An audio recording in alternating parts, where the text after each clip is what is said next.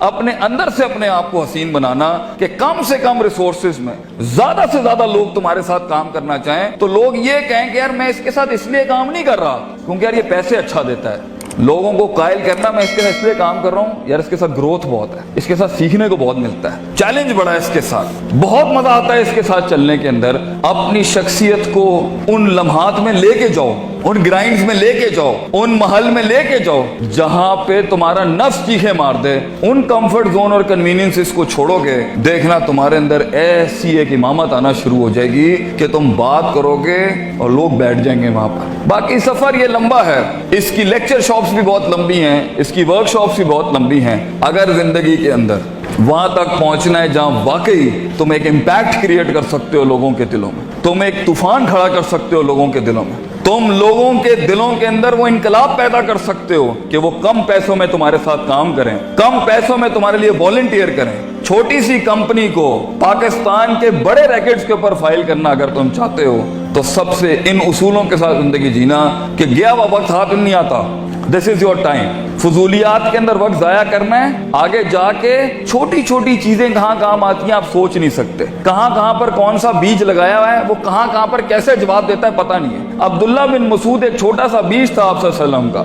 آپ نے ایک دفعہ دودھ مانگا ان سے رضی اللہ تعالیٰ عنہ, تو انہوں نے دودھ نہیں دیا. انہوں نے کہا میں مالک سے پوچھے بغیر نہیں دوں گا. چھوٹا سا بیج تھا, ابو بکر کے ساتھ جا رہے تھے, چھوٹی سی انویسٹمنٹ کی.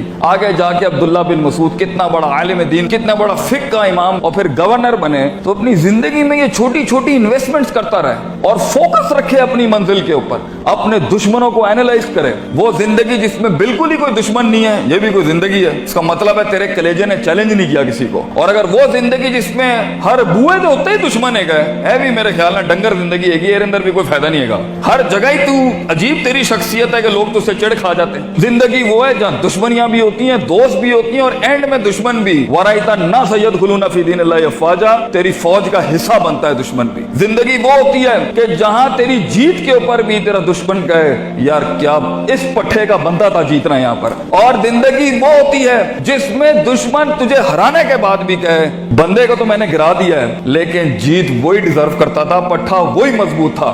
اتنا کہتے ہیں اپنے دشمنوں کو اتنا ہارڈ ٹائم دے کہ ان کی کلیجوں سے چیخ نکل جائے کہ ہم نے واقعی کوئی شیر یا شیر سے ہارے ہیں یا شیر کو ہرایا ہے. دونوں حالت کے اندر شیر کی تعظیم ہوتی ہے, بندے کی تعظیم نہیں ہوتی.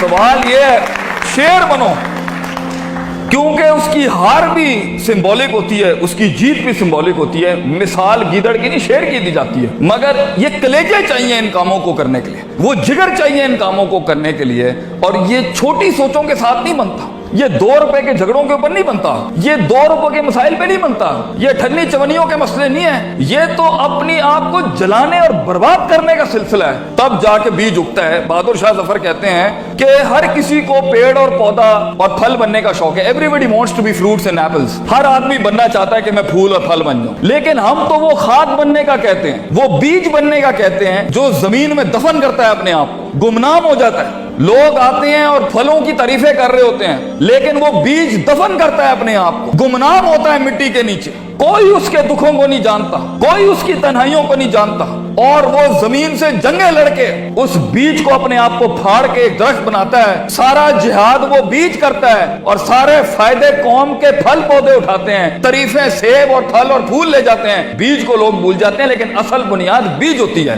بیج بننا ہے اس امت کا بیٹا, اس قوم کے اپنی ویژن کا, اپنی کمپنی کا, اپنے خاندانوں کا بیج بننا کہ تمہاری بنیادوں کے اوپر نسلیں جمع ہوں, نسلیں کھڑی ہوں, پھل پھول لگیں تمہیں. اور انہی درختوں کو پھل لگتا ہے جن میں عاجزی ہوتی ہے, جو جھکے ہوئے ہوتے ہیں, جو ہمبل ہوتے ہیں, جو اپنی نفس سے آزاد ہو کے قوم کے جمی تر بینیفٹ کے اوپر اپنے تکبر کی قربانی دیتا ہے, اپنی میں کی قربانی دیتا ہے, اپنی مزاج کی قربانی دیتا ہے, اپنے وقت کی قربانی دیتا ہے, بغیر مفادات کے کھڑا ہوتا ہے, بیماریوں میں لڑتا ہے اپنے خوابوں کے لیے.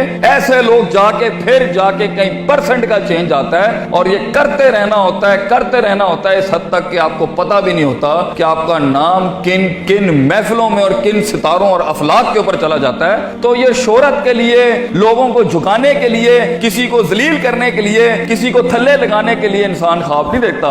एम्पावरमेंट्स होती है जब इंसान काम करता है अपनी नफ्स से आजाद होके। जो इंसान काम करता है लोगों के लिए काम करता है और अपने लिए भी करता है, लेकिन उसमें आपको इल्मी मसल भी चाहिए और उसमें आपको अमली मसल भी चाहिए, उसमें आपको नीयत भी चाहिए, इरादा भी चाहिए, कसद भी चाहिए, नतीजा भी चाहिए, मुहासबा भी चाहिए, इल्म भी चाहिए, यकीन भी चाहिए, सब्र भी चाहिए, दवाम भी चाहिए, सियासत भी चाहिए। इसलिए अगर आप इसके ऊपर आज काम करना नहीं शुरू करेंगे, कोई मसला नहीं है, 20-15 सालों के बाद जहां भी जिंदगी खड़ी होगी ना, वो फैसला आपका होगा। जो भी इंसान कुछ है ना, अल्लाह पर ब्लेम नहीं करना। ज़हर अल फसादु फिल बर्रि वल बहर बिमा कसबत अयदिन नास। इंसान की जिंदगी जहां भी खड़ी है वो उसका किया है। कई सुनी बात में कोई गलती होगी तो सारी मेरी थी। कोई हक अगर हमने कौम के लिए बयान किया वो कौम का था। अल्लाह ताला आपको एक मायना ज़िंदगी अता फरमाए, एक कामयाब लीडर बनाए। व आखिर दावाना अनिल हम्दुलिल्लाहि रब्बिल आलमीन। जज़ाकुमुल्लाह खैर। अस्सलामु अलैकुम।